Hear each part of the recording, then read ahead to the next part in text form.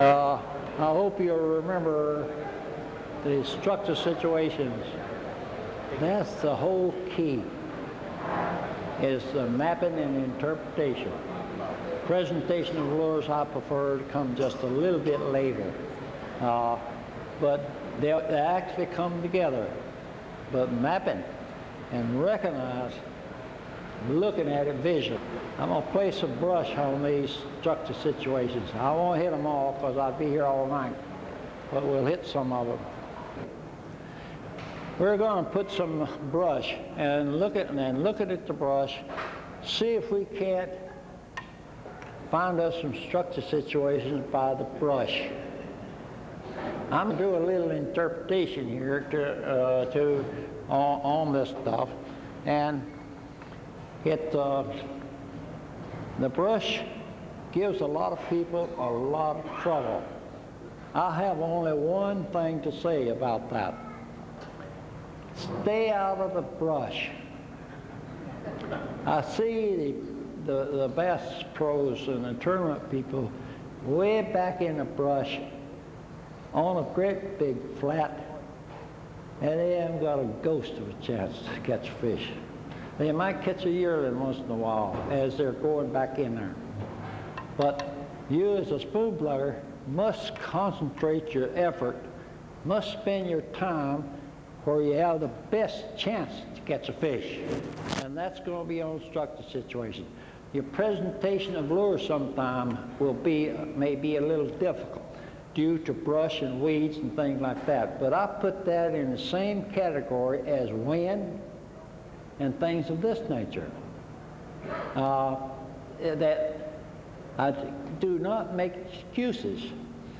I have to become better and understand why I have to stay out of the brush, or I'm going to be messed up all the time. But when I stay out of the brush, I must be on a structured situation. That's the important thing.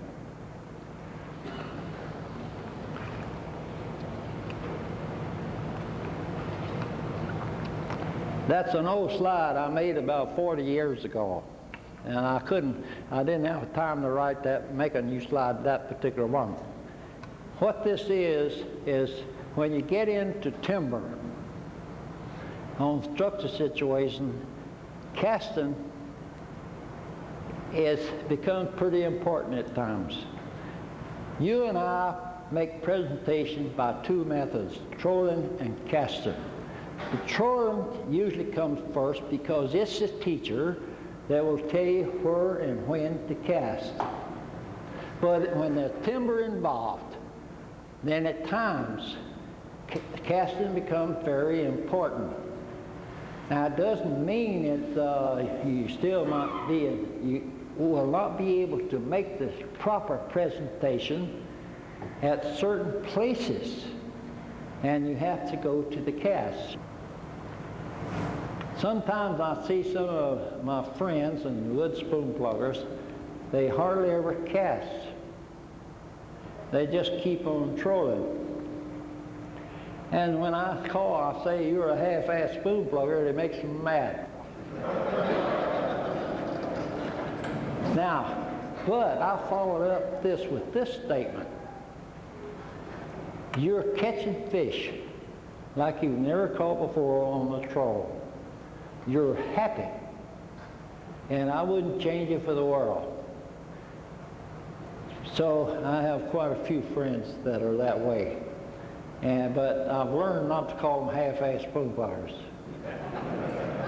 So there's no disrespect at all in this way, but I wouldn't change them.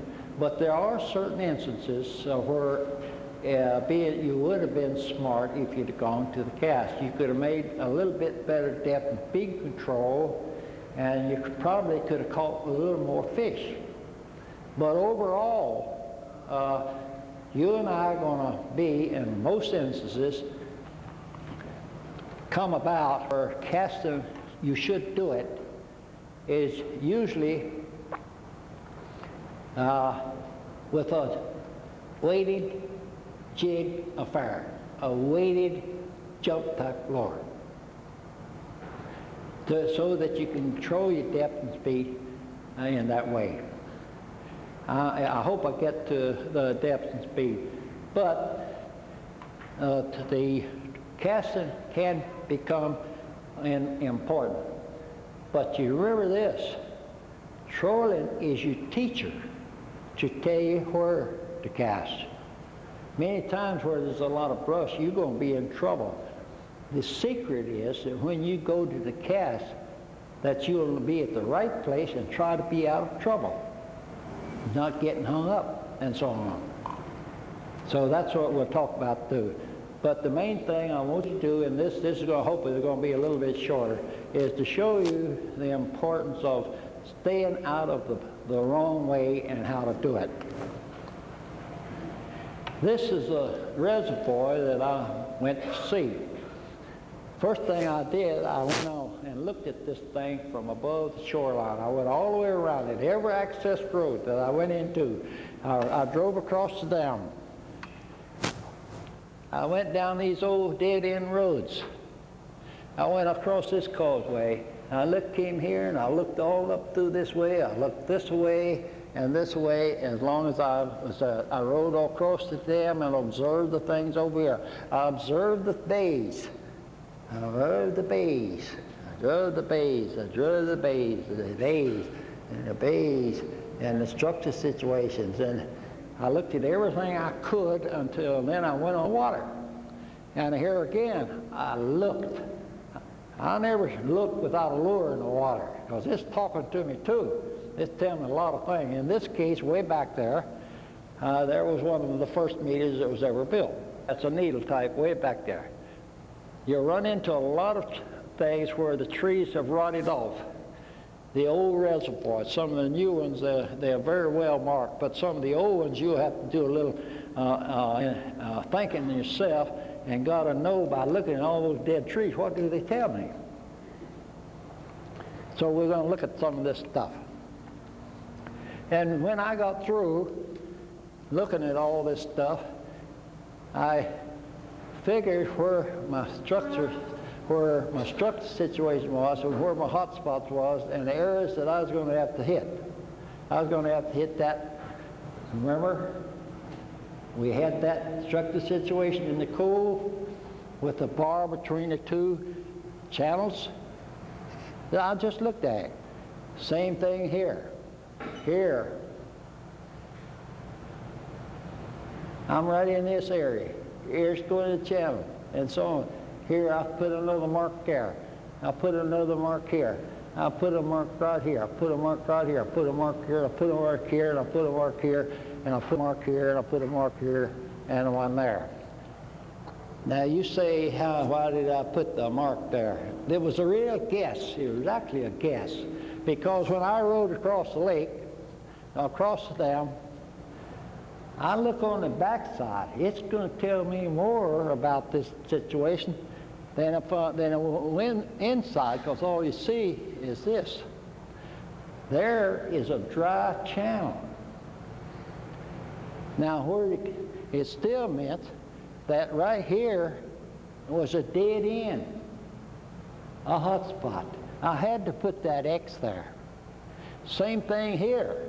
I saw on the backside of this dam, this dry thing. It used to be a channel came down through here. So on the front side, I had to put an X there. There's going to be a hot spot there. I went all the way around this thing and looking at it, and as I looked at it, I mentally put these things that I saw. Now what I saw was brush, timber. When I was on the water, I saw it back in here, and I saw it here, and I saw it coming out here, and I even saw that out there, a hump out there, and I saw possibly that it might be a saddle here, but I wasn't quite sure, so it could be too shallow, so I didn't put a mark there. There's this bar here, and I figured that the way this shape, that channel coming down through here didn't go this way. Maybe it did one time, that's the reason that shallow that salmon is there. But it came down through here, and it's probably here, and it's headed down through here. That was easy to see. That wasn't hard to see at all. And so most likely this brush and this bar where the brush was on, went all the way to the channel. So I had to put one X there. I did that all the way around that thing, a mental picture that I got when I was walking, rode around that rascal, and when I got out there on the water and I saw all that brush out there.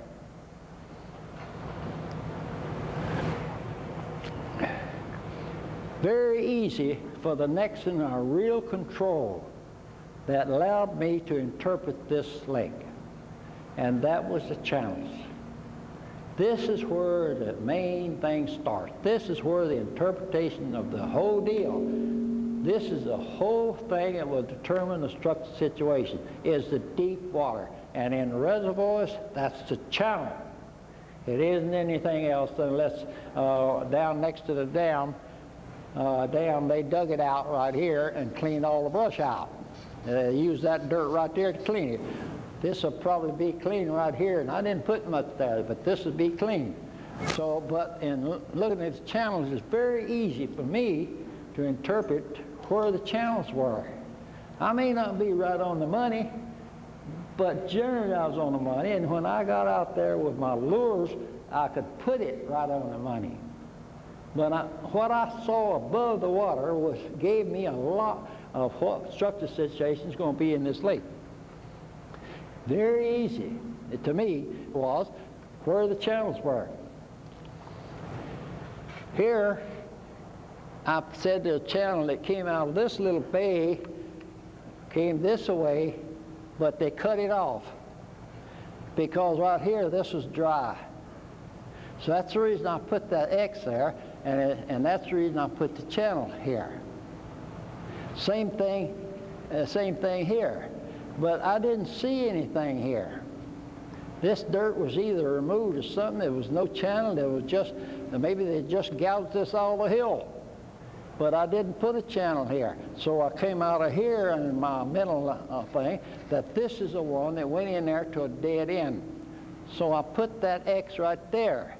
Now that channel I could see up through the brush that this went all the way up in here. So I think I'll put an X right there. Let me back up and see if it did. No, it didn't. Because it was rounded, and yet this little thing, it just didn't develop. That little bar just didn't develop in my estimation when I thought. So, but I had to check it out to see whether it did. But I had some brush here, and it just didn't develop. It may have been a wash, but I got no business back in there. I got to be out here where I'm sure. Then I think I put an X right there on that bar because I had a wash here and a wash here. So then, and I go ahead and back up and see if I did. And I put an X there. Same thing over here. Same way here, here, here. But here is one of the main things right here. Now you'll notice I got one here, and a little later on you're going to find I'm going to put another X. I got an X here and an X here. It's a double X. And the reason it was on here, because when this is a pretty good wash that came down through here, and when I'm looking at this thing, I mean, this was dead end. You say, this will take me too long. No, I noticed this. I've had a lot of experience with this and some of it, but what I'm trying to tell you, keep your eyeballs open and see, because it'll tell you so much, it's unbelievable where the structural situations are.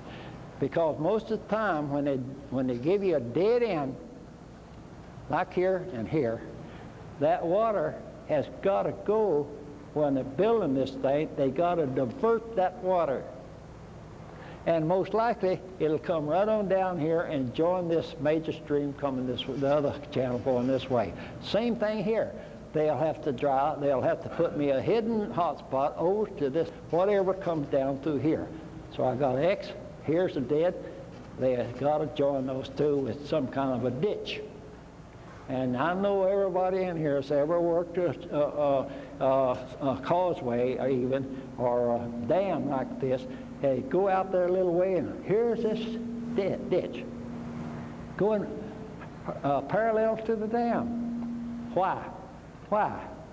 Because in the building of the dam, they cut off some stream somewhere in the building of the dam. This water was flowing out of here, had to go somewhere. So during the construction, they had to get it back into this main channel.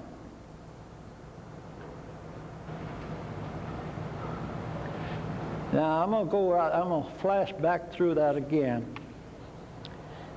and you're gonna note that I missed one, or you think I missed one.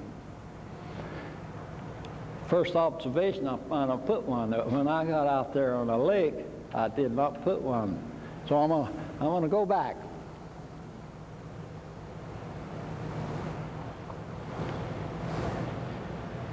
At first, I thought this was a delta. I thought it was a long delta, that this stream may have come down through here, or may come through here, and it swung right through there and went right on down here, and that this was a long ridge that was sitting right there. But when I got out there on the level, I found that rascal was out on a flat. It was too far from the channel, pretty good distance. So when I analyzed that thing in my own mind, that thing right there, I saw that thing. It looked like a long hump with brush on it. But I went out there, and there was a flat here, and the channel came down here, something like this, and here, and I had a big flat right here. I didn't see any cuts or nothing. I didn't see anything to lead me to that hump. So I left it out. And when I got out there and fishing the rascal, I went around there 2 or 3 times and looked at the bottom. It wasn't there. So my first interpretation of that thing was the fact I didn't put a mark there, just like I didn't put a mark on this saddle.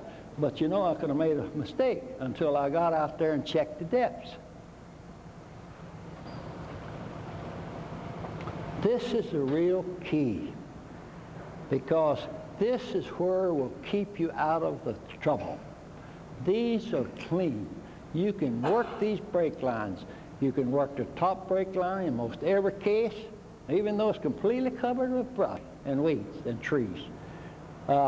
You can work the base brake line, which is clean, and where most of the time is in a lot of flatlanders such as this, that's where they're going to be most of the time, is the base brake line. Then the other time when the migration occurs, it's going to be in a side feeder stream cut, which is the cuts that you're seeing here.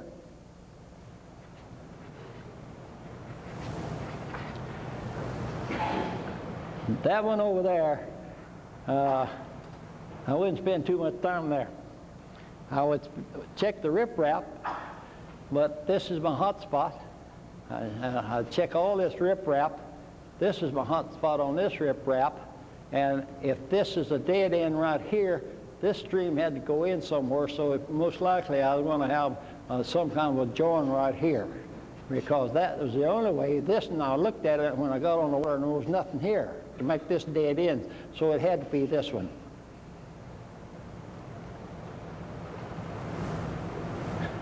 And I put them all together, and after I got out on the water and really went through it, I confirmed a lot where the channels were. I looked at the brush related to those channels, and this is a structure situation right here that I gotta work.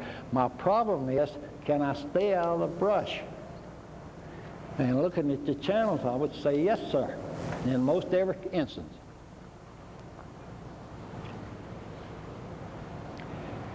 Now I put them all together, and I can put in the X's. That X is where that sunken road bed crossed the lake, the channel. I did not put a X on that hump right there. I did not put one on here because there's a big flat right here, and I saw nothing leading to it. I didn't put anything down here because this didn't show me nothing. It's flat. I had a point off of here, and I had to put one right here because here was a channel right here, so I just left it there. I had to put an X here on this island here. I found out when I was out there that's too shallow, so that is not an X, that's just a brush sitting there. Here is where they removed the dirt, the channel. This is clean. I had to put an X with this riprap in this situation right here on this side. Here was there was a where they removed dirt right there. This is all clean. Here I had to put an X here. So I cut all this, and then I got all that as a structure situation. I had to take this inside X right here, and this where it entered the right here. I had to do the same thing right here, and I had to come up here in this channel, and catch that bar right there, catch this bar right here, and this didn't look so hot to me because it kind of petered out back in there. Anyhow, you might say that takes a lot of experience. Oh no, you just got to know the shape of those structure situations that we talked about, and the brush that you see will shape them. They will give you the general shape of those things we talked about.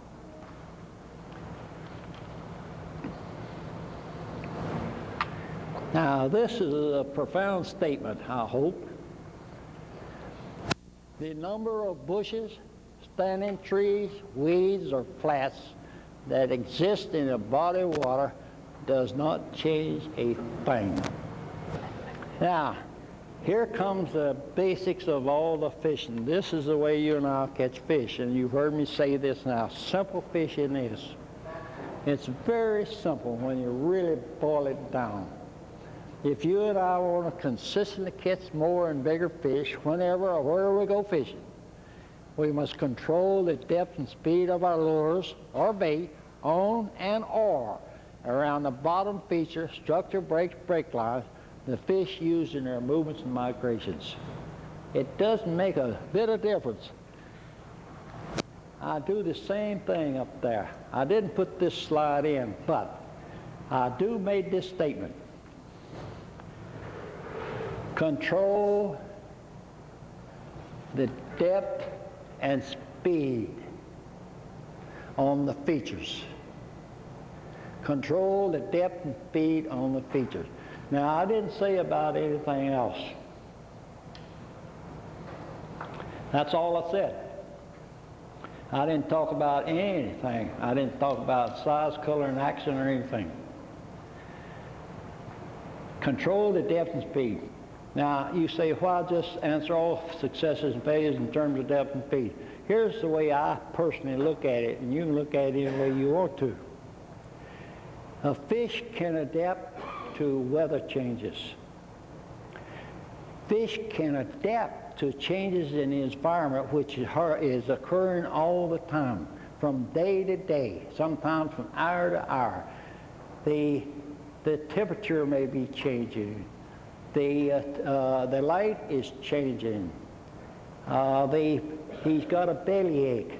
The oxygen is changing. The pH is changing. And in many cases, the game and fish people are changing the poison.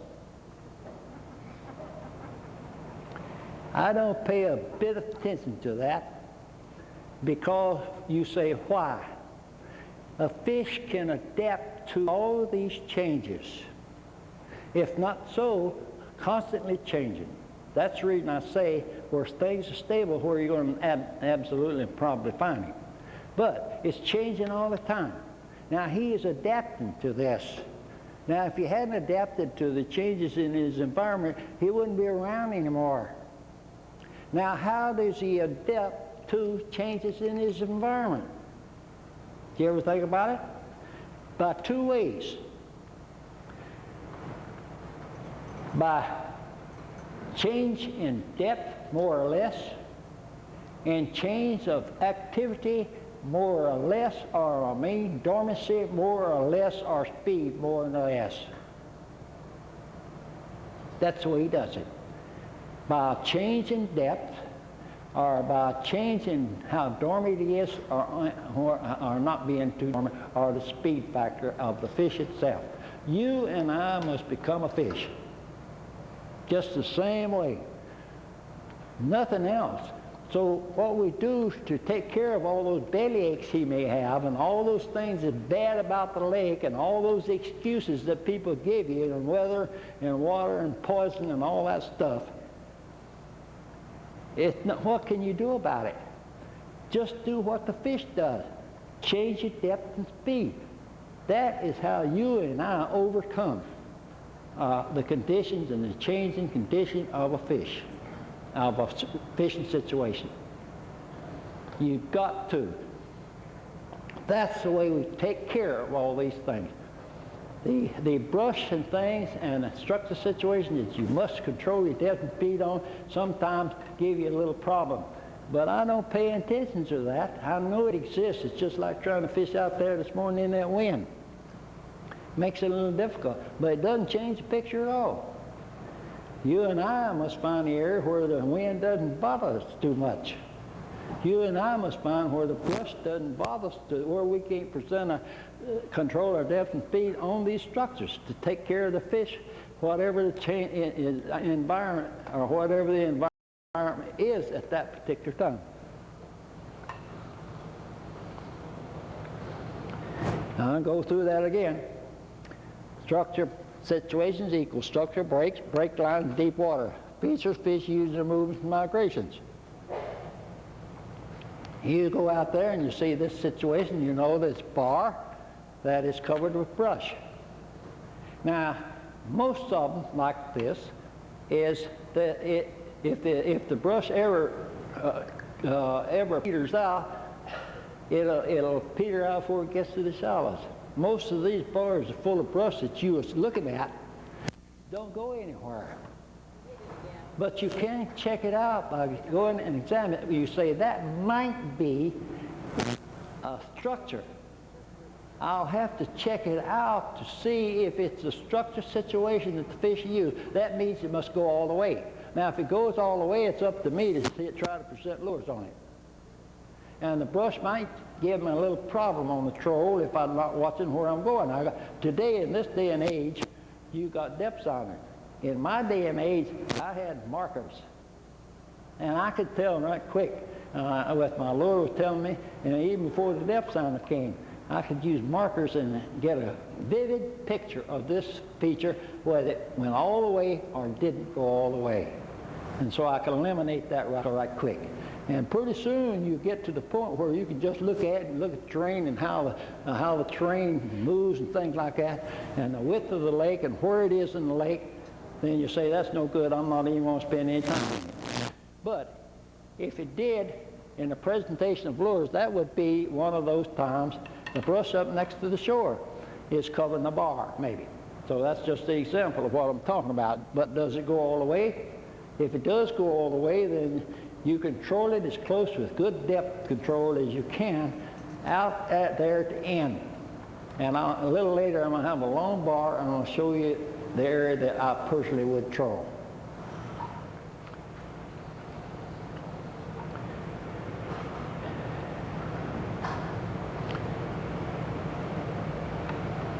I won't comment on that. I'll see if I'll fish in that, and my question would be, why is he there?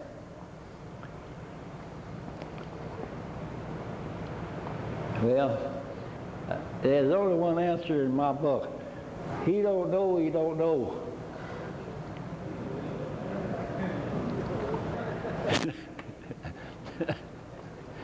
Now this is, you will recognize this, we're not in natural lakes, you won't be bothered with brush, but you'll be amazed as you run into a situation that looks kind of like this, that the brush line that you're able to see has all these points and fingers on it. Now that means that downstairs there must probably be some fingers and little bars that are running out, and we hope will drop off into deep water. So this is definitely an area that you and I must look at. This is a great big brush that goes way out. It's a big flat. It's getting deeper, but I'd look this over because it might be from looking like that when I get out and go all the way around it. But it's a lot of water back in those trees, so I got to look at it, and it's not back in a cove. So it might be this. And when I get there and see that, I'm going to spend a little time out there to see where that thing breaks and see if it goes all the way. And in this case, it's about like the one I showed you before. I'll just use the same slide because these things are hard to draw. So it could be this, or it could be around on the other side. It could be one of those little short ones, where she broke at 6 feet and then went way off downstairs. That was the deepest water. But that meant you're going to have to spend most time downstairs, because that's too shallow for the fish to get there very often. Because before he got up to 6 feet, he'd be saying, whoa, back up, I'm getting too shallow. But down here, he could hit this thing at 18 feet with just well, they have to be pretty good pretty good weather condition and water condition to even get that. It's not hard to check those places out.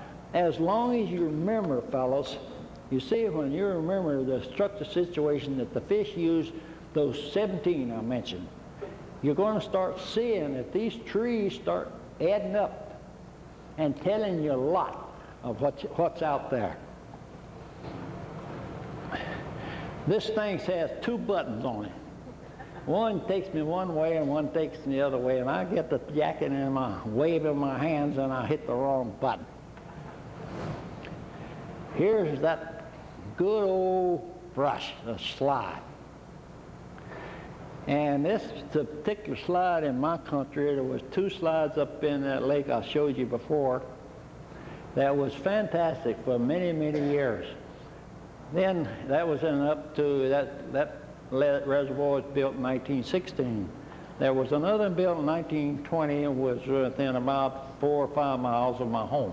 It was built in 1924, I believe it was.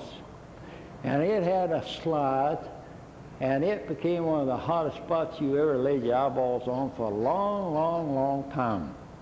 Right there. And so the slide was a structure situation that I had to look into. And in this case, it was trees.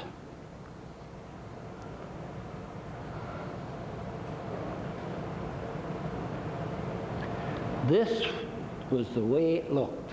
And this will happen many times on where the brush and trees and where reservoirs are built in brush-covered, tree-covered country, especially in highland lakes, canyon lakes, and sometimes just between certain sections of a flatland there.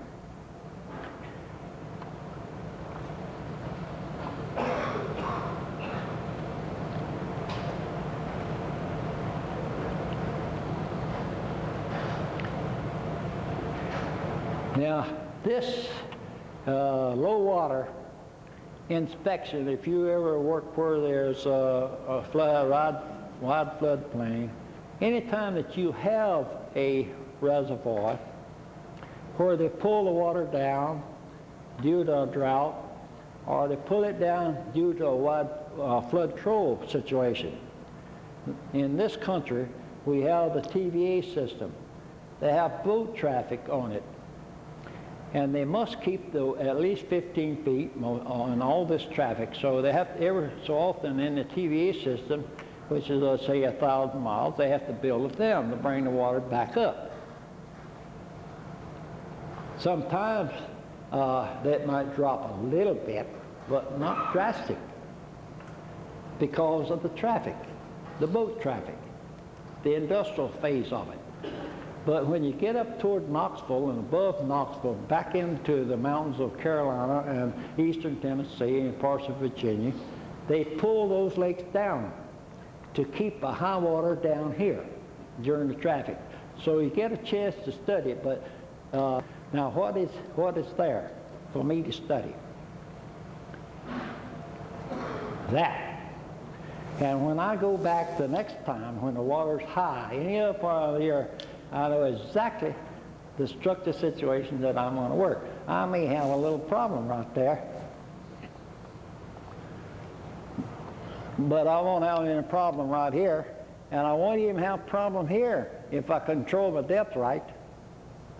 I'm out of line and running size lower, but I might bump across that log right there.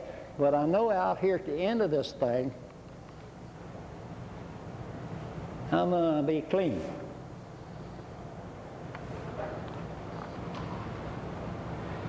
Now that's a hump again. And in this case, I put the visible weeds, brush, trees, brush. Our job is to see what's out here, but our main job is to see what's here.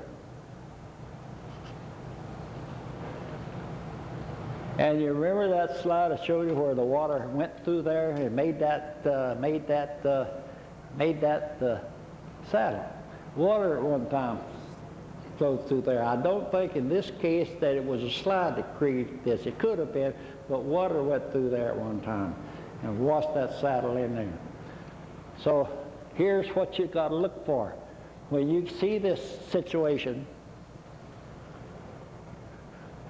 the only presentable place, or the place that these fish would be, is right here somewhere. You check it out and see if it's just full of brush and see whether the thing is all the way down. And you'll be amazed at the time. I know so many of these things occur. Everything I'm showing you, I've experienced them time and time and time again. But in this case, I always check a saddle, see how deep this is. And when I see it's below 20 feet, man, I'm going to work it over. If the fish are on a structured situation, and you'll go into sanctuary depth, he'll always take, my guideline is this, and it's in the book, always take 20 feet if available. Now, if it isn't available, and he only got 18, that's all he can take. Now, but if he's beyond 20 feet on downstairs, and the average one, say, sanctuary depth, if available, 30, 35 feet, these fish down here are much easier to catch due to weather and water conditions and will be more active than these fish up here at 18 feet. He didn't have sufficient. That's the reason I say that I found out he'll always take 20 feet when available. If not, he can take only what he's got. So if the weather conditions and water conditions are not such that this feels good to him, so to speak, he becomes more dormant. He can't take it in more depth.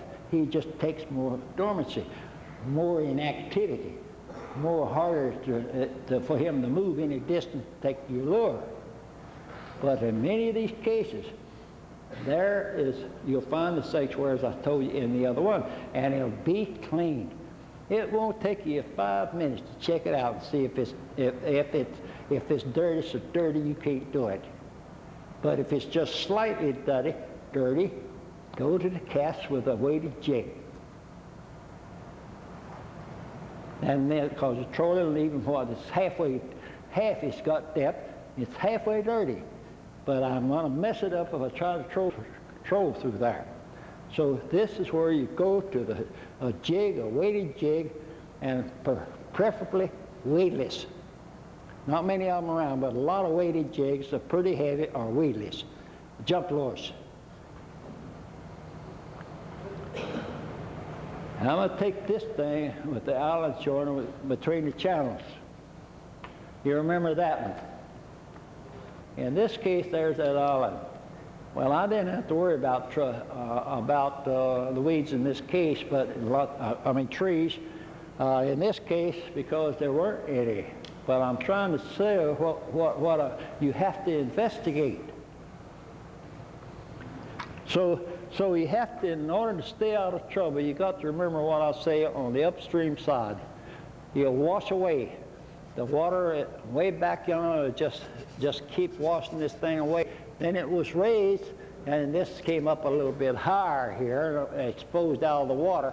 But this shows you where the channel splits. This is not the reservoir, this is the river.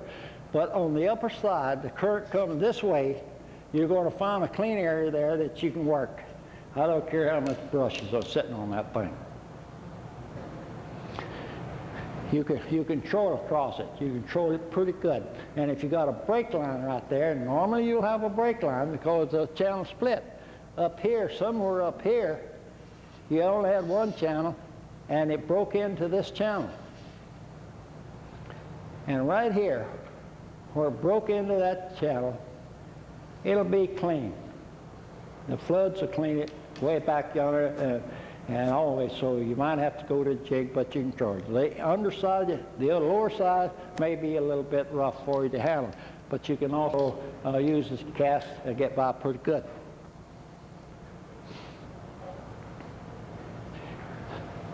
Right here, downstairs, clean.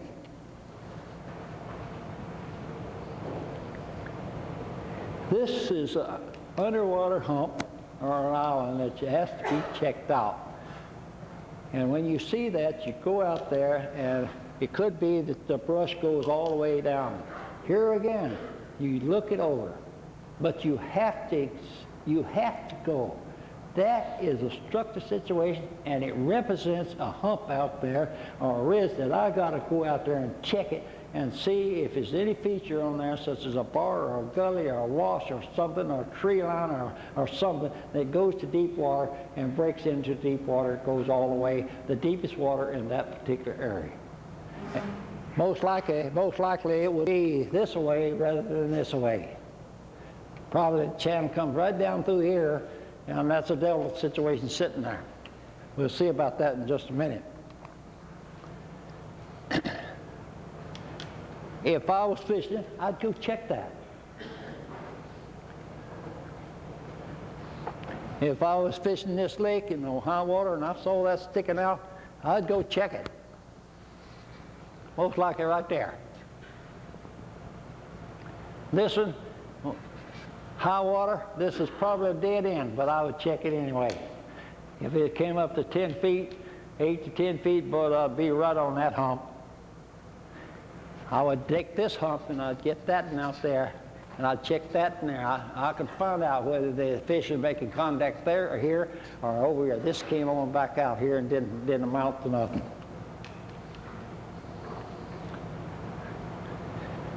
There's the exposed brush. This is what I look for. If the high water was here and I saw these trees sitting out there, then I know that it probably looks like this. I probably have a channel on both sides, or I could have a saddle here. I'd check it out, see if this is a saddle, and I'd check this bar, deep water. Here's a lake out here, and I'd certainly, in the flatland there, I would observe that delta out there.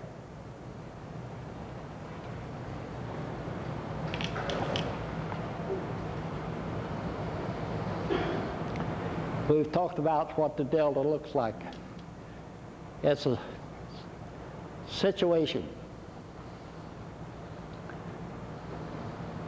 Sometimes I put that back in there. Sometimes the delta will be enclosed and it'll be exposed and it'll brush all over it. Instead of a hedgerow, there was a delta situation. Delta situation. Delta situation. Comes right on down. Here's the channel. Right in here. The channel up here, coming down through here. And this is a ridge right here. Probably another one on this side, but this could be just about like this lake out here, Chickamauga. You're going downstream, and the one on the right-hand side is pretty well pronounced. The one on the left-hand side is not very well pronounced. And your cuts and finger cuts and washes is probably, if I was fishing, I'd be over on this one that's very well pronounced.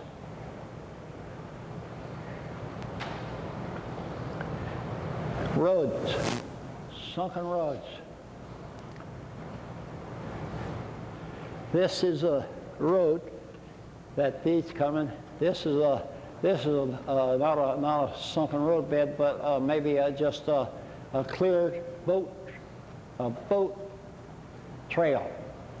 This is would be a road. I know this has to be a road because here he comes and I happen to fish this thing. The road went on up here, and it went up to a little village right here. There's Jerry sitting out here looking at this lake that we were going to fish. And one of the things that she was looking at, that since she had this facility right here, I said, now find me a sunken road bed and tell me the difference between a sunken road bed and a trail, a boat trail that goes out through a flat. Because I don't want to spend any time on a boat trail that goes out through a great big flat that's full of brush. There's nothing there. So she came back later and told me that actually that thing went down there and then cut and went this way, what we found. And while we're sitting there, all these guys took off through the boat trail. We watched them. They went out of sight and they're still in the brush. I don't know where they went, but we went around and followed this channel. This was a little channel right there, but we didn't check it. It kind of petered out right back out of there. This is still your number one feature in a reservoirs. Brush or no brush. This is the key for most reservoirs. That's a side feeder stream cut. Brush all the way back out. This came right down through here. And this was on the shallow side, and this is the brush side over on that side. It went out and stood in a great big flat right here. There was another channel over here that came down through here, but this particular channel is right through here. This is the channel that's back in the cove, and this is out at the edge, at the end of it. You remember those bars that existed at the end of the coves, and you could see the channel up through there that we just looked at? That means that this, you got to check this right here. You got to check these corners where this bar was, because the channel, you can see it going back up through there into this cove, this side feeder stream cut. It was in this situation. Now, it doesn't show you very much here, but these trees right here are a little bit different from these back in here. This is submerged brush. These are visible stuff, submerged brush, and right here you got some tall trees. Now those trees are tall because that was the moisture content was there. Those trees grew bigger and taller and everything. A real key. You look out across this wide floodplain, or you look out a big flatlander sitting out there and it's got brush, and you look out there a half a mile, and there's a row of tall trees.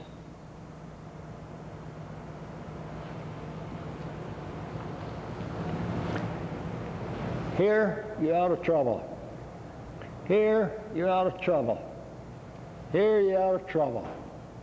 Here, you're out of trouble. Side feeder stream cut.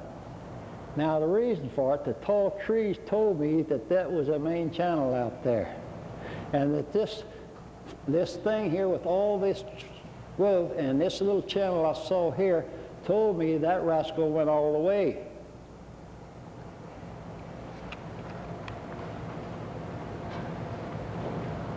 Oh, this particular one, I've seen that thing so many times from one end of the United States to the other that it just gladdened my heart because it eliminates so much of my work in this reservoir. I know there's submerged brush, but I look out here I am. I look out through here, and I know this stream is going to go all the way. I look way out there, and I see the main channel. And this big tree, which grew faster and everything, told me the main channel was right out there. Now, if I didn't see this stuff out there, then and where I got a lot of brush and trees, that kind of scared me because I didn't know where it went. I had no idea where the channel went, where was the channel. But in this case, I observed the tall trees.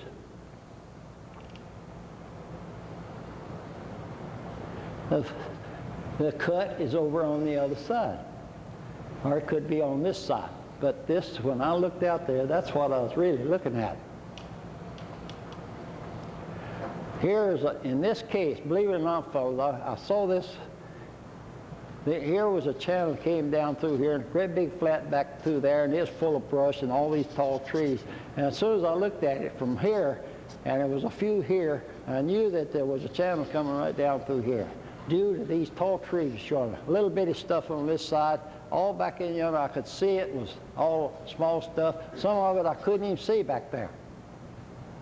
It's just a bunch of water. And then way back in the background I could see trees again. This particular lake is a very old one.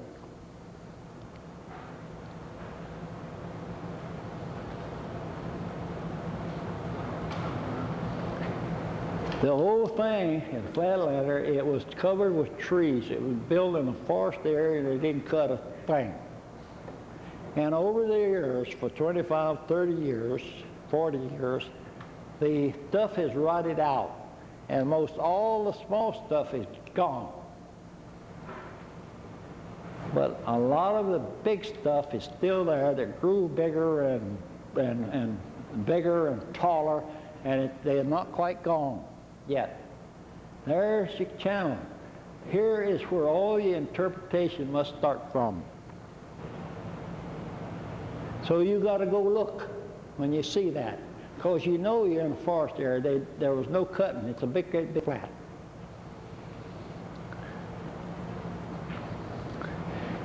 Here is the key to the side feeder stream cuts to keep you out of trouble. Side feeder stream cuts and also the channels.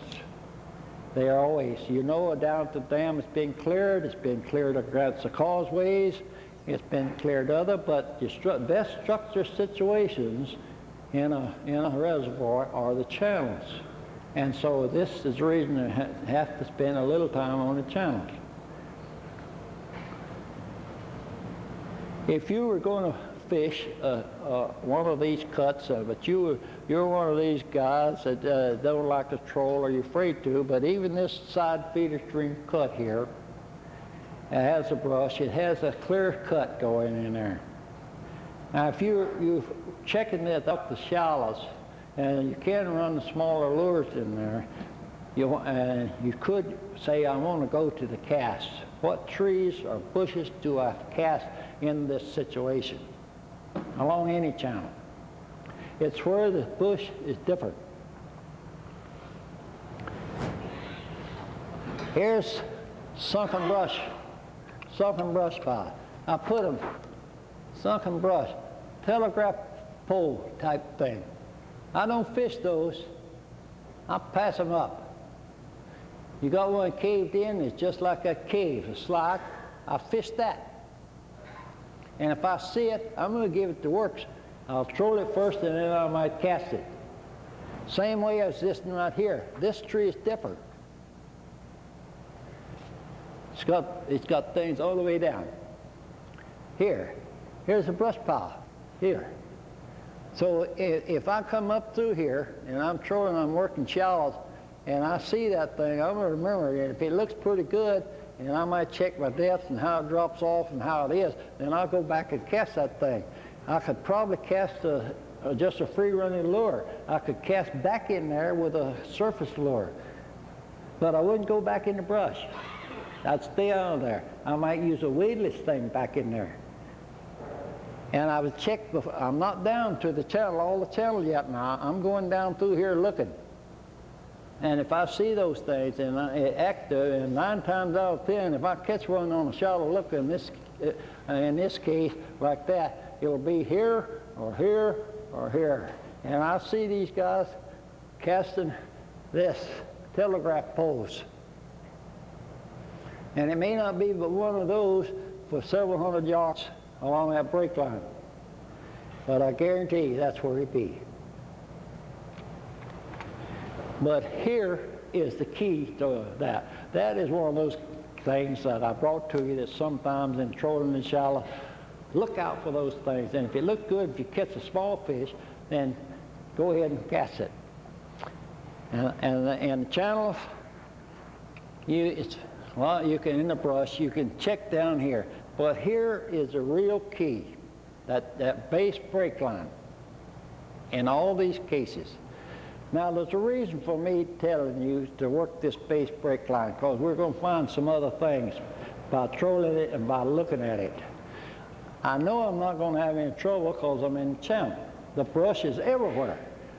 But right here, I'm clean.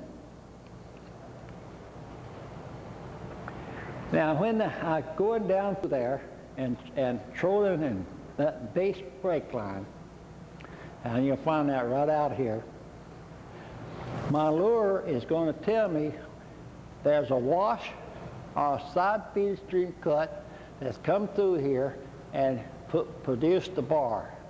And my lure will hit that thing. And 9 times out of 10, I'll note the depth change. And most of the time in the flatliner, it was a wash that came off of this delta. There was no side feeder stream cut that went back through there. A lot of times it is, and you still get this situation. I'll cover that in a minute. But there was a wash that came down here and filled right in here. And when I'm working that bracelet, my lures go up on this bar right there. And when this situation right here exists with a side feeder stream cut on a short brake line to it, watch out, you're in business. This is looking down. Here's the feeder cut. This feeder cut here has brought debris, not so much a slide, could have been, but over a period of time it's formed a bar that is shallow. It may be 40 feet here, but only 35 here. It may be 35 here and only 25 right here. But in trolling the base, you will feel these things and you see this. And this is a fishing situation to start with. But the real key is, if you're going to cast it, there's the casting position. I don't want you casting out in the air. You're casting as blind as a bat.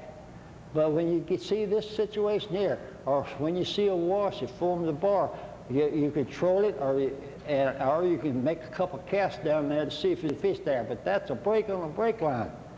But here, if you're going to cast a channel, that's as far as I'm concerned, those are the only 2 places to cast in the channel. And this is a fishing situation that you'll find in this day, and you'll show up every time when you're fishing that base. Here.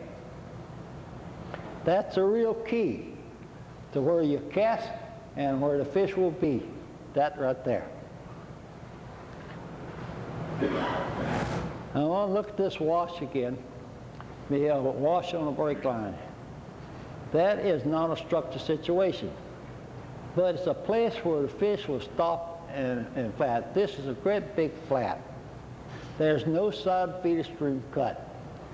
But when I'm working the base here, of this wash, of this channel, I will probably see this bar that this wash there. This is a great big flat. Flat as a flitter. Now, is it likely to be any fish here? Where would be the good casting position if I want to check it out real good?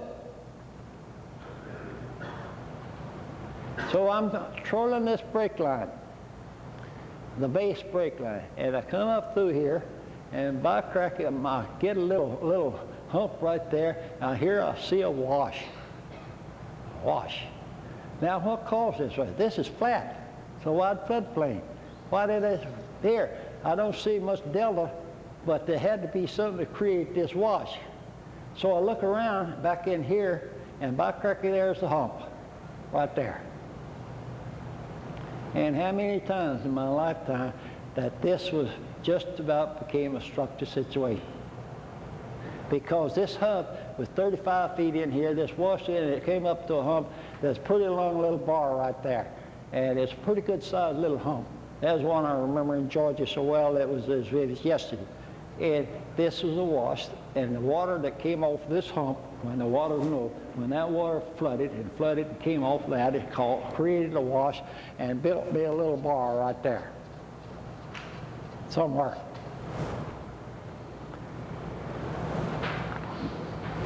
Now I'll go back to that close to shore and a bar, that long bar, and you'll find this in a lot of reservoirs, about every type that you'll run into. Here the channel comes in close to shore, and then she swings with a long bar. But in this case, it's covered with brush. Now there's only 2 places that you will fish this. You forget this here. You forget this right here. You forget this right here because you did do it. That's on a flat. You don't have nothing out there. The only thing you're going to have out there is trouble. Here is your key. Here is clean. Here you got a base brake line. You got a top brake line. Here, where they come together, it could be you're going down this way, so most likely you haven't removed too much brush because the channel is coming this way. But right here, there is a good casting position. Right here, you're going to find deep water, and you're going to find clean, and it's going to be stuff there that's going to get all these fish.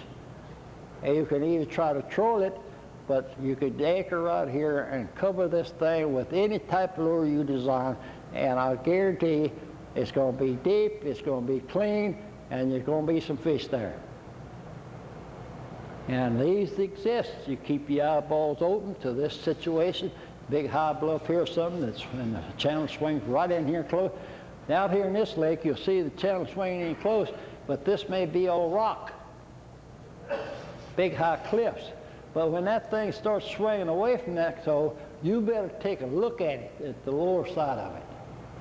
Because it'll form this, probably a lot of that form this bar, and it's always a forming the bar, and where it ran into any other channel out there, if it happened to be one, you're going to have a spot right there.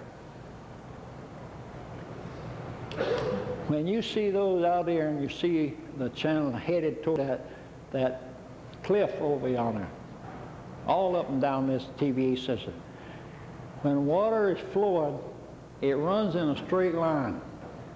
And so where the old channel bit and went down the river, originally that thing headed right deep to that cliff across yonder. But it couldn't wear that rascal away, it's too much rock. So it started turning, it turned down. And what it did, it formed somewhere below there, those rocks that you saw over there, and down there it looked like trees and dirt. Somewhere on that lower side is fishable structure, and you'll find some structure situations there. This is one of those situations that's, I tried to get a better picture of this thing, but one of them that came right down through this part that went way out here with brush, all way out here. And then there was another channel that came down on the other side. In this instance, I tried to get a better shot of it. It came down, it swung over toward in behind here, over close to that shore, and then swung right down here and come on out this way. That's the brake line. When you see those things, and you might have rock and cliffs right here. And then you got a bay back in here. This is a brake line, and all this is covered with brush. It's all brush. Brush up close here, and here. Brush over here. Right there is your brake line, and you got a top brake line and a bottom brake line that's clean, that you can work. And here's your bar.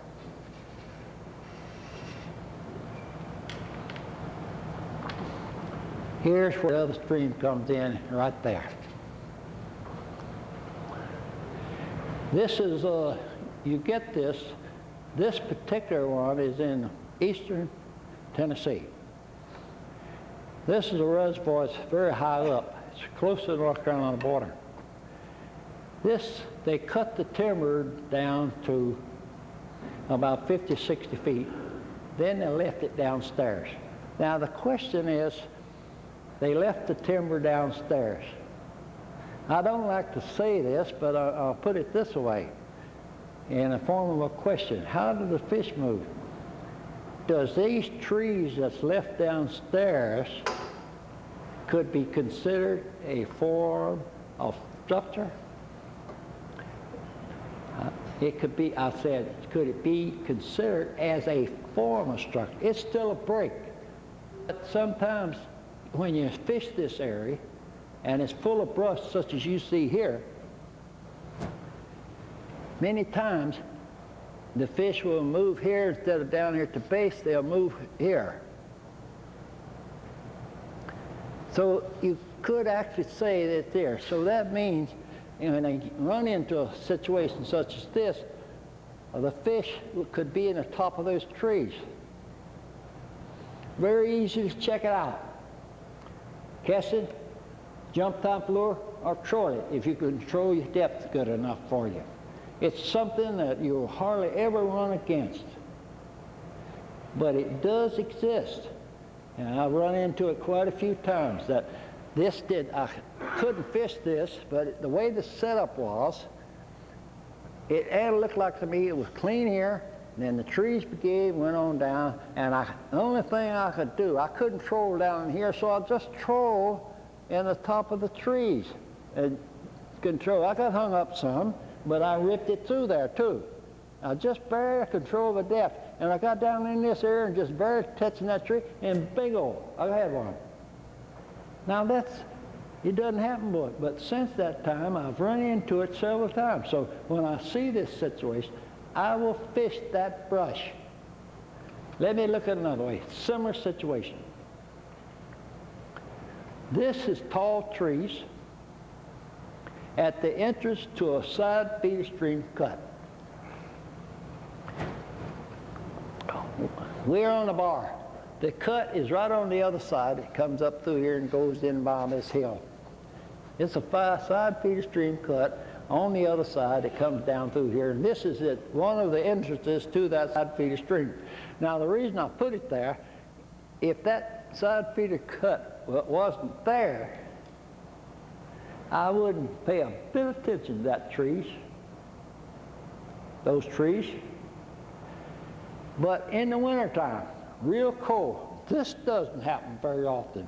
But when I see this situation on a side feeder stream cut and right at the channel in the dead of winter, it's properly ice around the edges of the lake, and the other things, I treat this thing the same way. And because I figured, and I hit the fish this way, I figured those fish in this type of year was going to use steep structure, which they did. Now, the reason they do it, so it's immediate access back to deep water.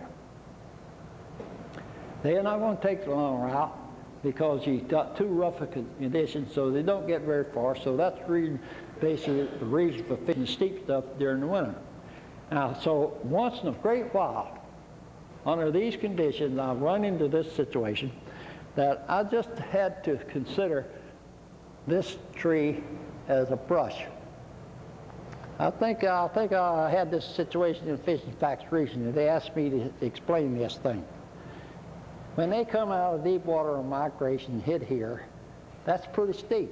That could be the base break line. And they get up to here. Now, they're getting upstairs. They will treat that at times as a steep shore, immediate access deep water. Yeah. In the hotter weather, they don't pay no attention to that. They just come the long route and come right on up here. So many times in this type of weather, I have come along and run into these tall trees right at the edge of the two entrances to a cove or a side stream cut.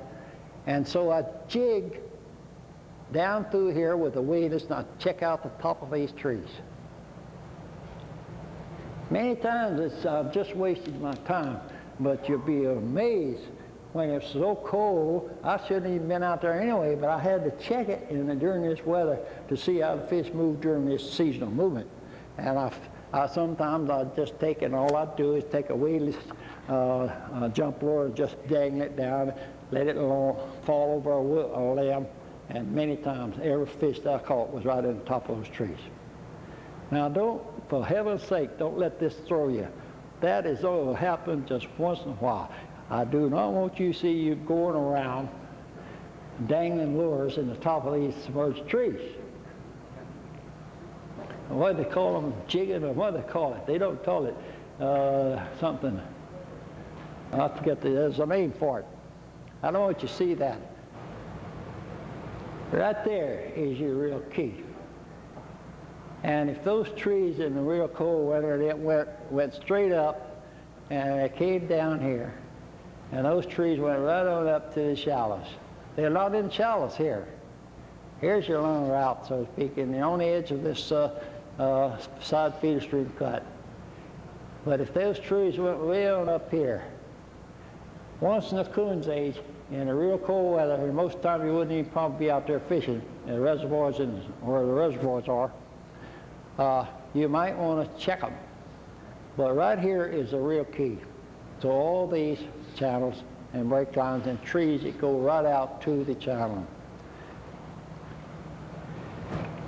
This is another tree situation and brush situation in some highland lake that are very deep, but it has a wide floodplain, deep, mountainous.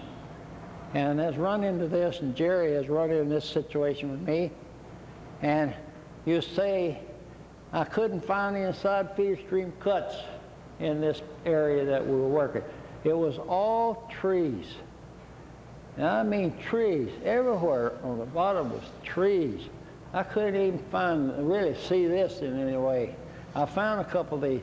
There was no indication in the mines that I could find the little, this was then kind of in a dry area to the mountains. I couldn't find any side feeder stream cuts that went to the channel on this flat. Now, the only way that we were able to find the structure in this case, a structure situation, was to work the top of those trees very deep. So we would start trolling with lures, and our depth sounder, I had a depth sounder. I could see the top of the trees pretty well. I put an 800 on this, and I just went all over this flat, both ways, just went all over the flat. And all at once, bang, bang, there they were. And then I started looking, and there was a little feeder cut down there. And that's the only way that we was able to. We had to do a lot of running around. But the minute things downstairs and the trees, these fish were just at certain spots. But by running around and just covering that area, just barely touching the tops of the trees with our big lures, we was able to limit out in that lake. Now, I hope you never even have to run into a situation like that, but you might run into it.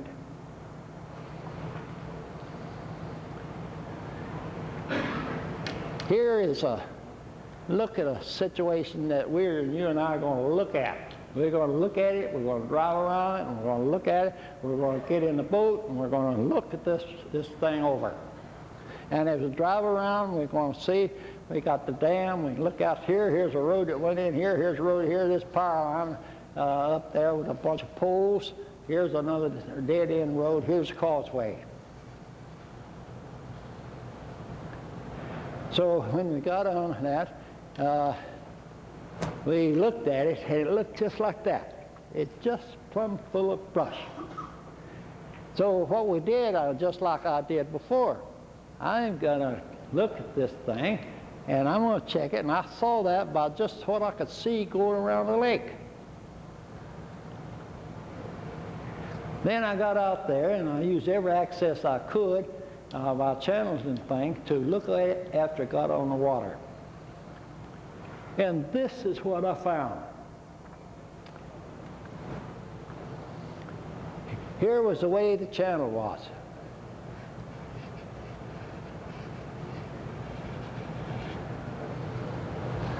Here was a little cut coming down through here. Here was a little cut. I figured this might be. There might be one here, and there might be. There was nothing there. That's just along I don't fish those things. That's just like this boat trail. There's a boat trail. There's nothing in there, unless it led back to that pond. But sometimes you see a boat trail take off just like a telegraph pole. It just keeps going, going, going. And believe it or not, people fishing it. It's going right all across the flat. It ain't nothing. And you say, well, how about that spot right there? How about that spot right there? How about that spot right there? That's no good. This is a telegraph pole sticking up in the air. And how many times I've seen people fishing that thing. And I could sit down that the road pet's coming down here. Now, to keep out of trouble, is that this is a reservoir that's plumb full of brush. What we've just talked about is that this sunken road bed is clean. This sunken road bed is clean. This sunken road bed is clean. Probably that pond is clean. I'll have to go in there and check it. This channel is clean. Up to a certain point, it's clean. But this is the way, and this tree clump happened to be right on the channel. It could be that that's a hot spot, so to speak, right there. But I wouldn't sweat on it. Right here, and right here, I'd have to mark that. I would have to mark this spot. I'd have to mark that spot, and of course, here's the channel. Now, the main thing that you're looking for is this clean area. That's my number one thing when I get in one of these lakes, whether it be lowland, flatland, or other. Where is some farming land? And if you see the newsletters or our publication, you'll see I often ask the question, which one of these main arms would you fish? Because we get back to the dirt, something happens there.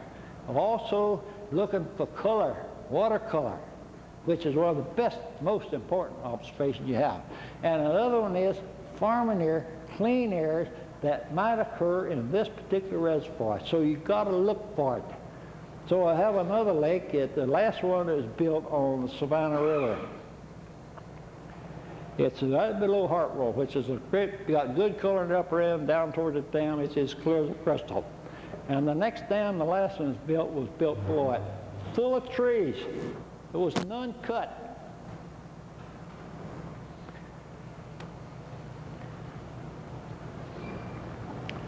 Here is that clean area. Here is clean area. Here is clean area in this upper end. Here is color, most likely, on the other side of this causeway. The causeways will usually change the color from one side to the other. And most of the time, the best watercolor is on this side, toward the upper side. Here is the lake I was telling you about. Here's the main channel coming down, and it's not fishing water, it's drinking water. Behind that big Hartwell Dam up yonder. And it comes on down through here, and I saw we could see this feet of stream coming down here, this arm. We could see the arm. We came down here next to the dam, and there was some clean area here, and we could see this arm going up through here. So I told them the only way we can do is go around this lake as much as we can and look and just look this thing all over. There was way up in this arm, there was a causeway, and we got a chance to look a little bit down through here, but it looked like it was less timber than anywhere else we saw over here. Then when we got on the water, on this one arm, we fished this arm, we fished this arm, we come here, and we fished this arm. This was clear, because this thing was bringing right down here, and that was drinking water here too, although the brush didn't give us any trouble. So our job was, we didn't do this first time. We had to take 2 trips to find this out. And as we went in here, we found on this arm, there was some color and some former farming land. And we found some structure that was clean. We didn't catch a fish anywhere here. And I remember making a pass when I was on here. I saw a structure situation on the depth center, and I told Jerry, I said, if there's a fish in this lake, it's going to be right there. And her lure came up there and bumped it, and bingo, she had one about 3 pounds. Now that's the interpretation of where we could present lures. Now I wouldn't have seen that, and I wouldn't have told her that she's going to catch a fish, but that was clean. She would not be in trouble. She was out of trouble. So the former farming land is what you got to look for, plus all this other stuff. In all this thing, don't forget the markers. Some of you have been have been had the privilege of going with Jack and some of the other fellows, but Jack Weber, in the use of markers and in interpretation of structure situations. In all your fishing, try to use your markers. It will tell you so much. And after you once throw your markers and you learn your structure situations and the places you can fish, then get your line sightings. Use more than one. Now you're going to have to live with the guys. If you throw one out, some jerk comes along and lifts it. So what you have to do is start hollering. I used to, way back before the bleeding heart stopped me, I used to carry a shotgun. And when the water skiers came toward me, or some big boat was coming at me to buzz me, because he wanted me to see his skill in this, and these fast boats coming at you, then all I'd do is just stand up in the boat with my shotgun. You should have seen him get away from there. I know you have problems with your markers with these guys, but it's something you have to live with, and sometimes you can't leave them off very long. Put your name on them and then use a few cuss words and say, leave this damn thing alone. There's many ways to get over that too. But I remember one time we were up in Connecticut when we were fishing that, and I was in a casting position. And we had located these fish, and we didn't catch one every cast, but this was a good structure situation, and they were moving up just slowly. Maybe every 10th cast we'd catch one. They were moving. They were just hanging off just a little bit, so we were sitting there casting. And here came a great big fat guy, naked down to here, right back in this big boat. I forget what you even call them right now, runabouts. And he was doing about 50 miles an hour. He'd come over and he'd zoom right by us, and he cut one of our lines off. On the cast now, mind you. That's how close that rascal came to me. I'd holler at him, I'd do everything in the world, and every time it wouldn't be 15 minutes, and he did do the same thing again. He did this about 5 times while we were trying to get these fish off of this casting. He had all this big lake over there, but he had still to do this. So I told my wife, I said, I don't know about that guy.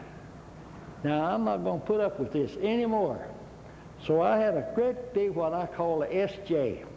Was a big leaded jig with a hook, about a number of great hook. That hook was that big. And I put that on my casting rod. You think I'm a mean guy, but these guys bugged me. And it wasn't long, and here he came. And he come in like this, and he hit like this, and he came this way, and he started away, and I went in. I got him right there in the center of the shoulders. That was the best fight I'd had in 6 months. He broke that line, but he didn't show no more. So, and no, I hate to tell these stories, but I'm about to finish up here. But your markers are going to show you, help you remember. Then when you place the markers and you don't want guys to steal them, make your shoreline sightings as fast as you can. That means wherever you're sighting toward the shoreline, get 2 objects there, not here and there, 2 there, and line those 2 up. If you make another one at right angle at that time, 2 lined up here. So to get the casting position, say you're here, just proceed down one of those lines until that one lines up. I used to do this, and I'd have an outdoor rider in the boat with me. And I knew the structure situation pretty good, and the fish were moving pretty good. And so I would come down through this, and when I saw the structure that I was going to hit, I stayed off of it just a little bit. I got me a sighting over yonder, 2 objects there. Then I had one up here. So I got up here, and I went down here, and I lined up those 2, and here was my 2 over here. Here I come up this one, and I was talking to him. And when I said, I said, now I want to show you. we should catch a fish, and I just glanced out of the side of my eye, we should catch a fish, and I put my hand over the water with my finger. I said, and when that one lined up, I already had that one lined up. I was going up it, but just as that one came up in line, I said, you ought to catch one right here. And I made a hole in the water. His lure came up there and he caught a fish. He thought I was a magician. No, I just used markers. That's simple. But those are the kind of things I had to do in order to make this guy believe me a little bit and get excited. That's Scott. And he was one of the, he's in the boat with Bart, who's an instructor with some of you guys here. That was his first fishing trip, as you saw a couple of years ago. He got 5 fish for the wall, was it? And that was all above 8.5 pounds. There's Bart. You ought to recognize every one of these fellas. These are Chattanooga boys. I don't have many different people scattered all over the country because I'm the only guy that shoots slides. Ooh, I think you Indiana boys will recognize that one. Muskegon. Yes, he could pay.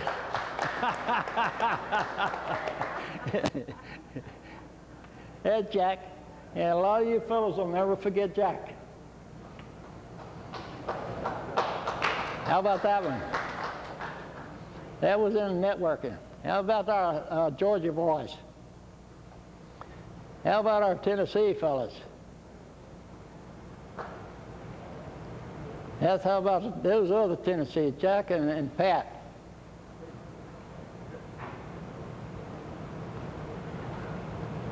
Ooh. There's Gertie. Some of you met Gertie. Gertie Kramer, Herb's wife. Great spoon player. That's Tom. If anybody hasn't met Tom, you've missed the bet. And he's a little out in Florida, family down in Florida. Oh, I'll take that one off the screen.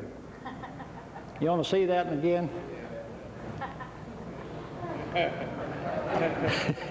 I'm kind of like...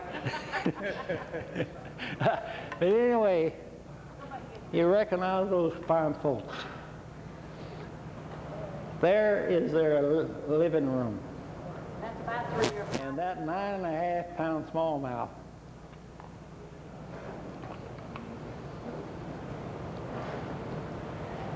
Here's a question I'm going to ask you guys.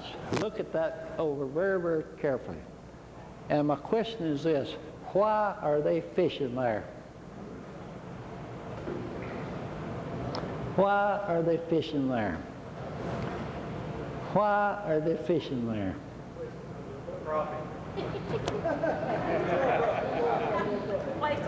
Why are they fishing there?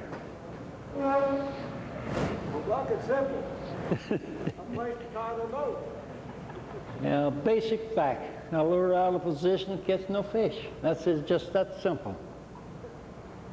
That's the importance of structured situations and the importance of you to recognize them and try to stay out of trouble and be able to keep your eyes open to terrain and other things, and so arrive at the structured situation.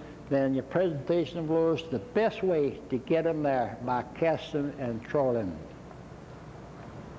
There's one more thing I want to state, and then I'm going to cut this thing off. And that's it. Thank you guys for coming. Appreciate it. And let's do it again. Okay?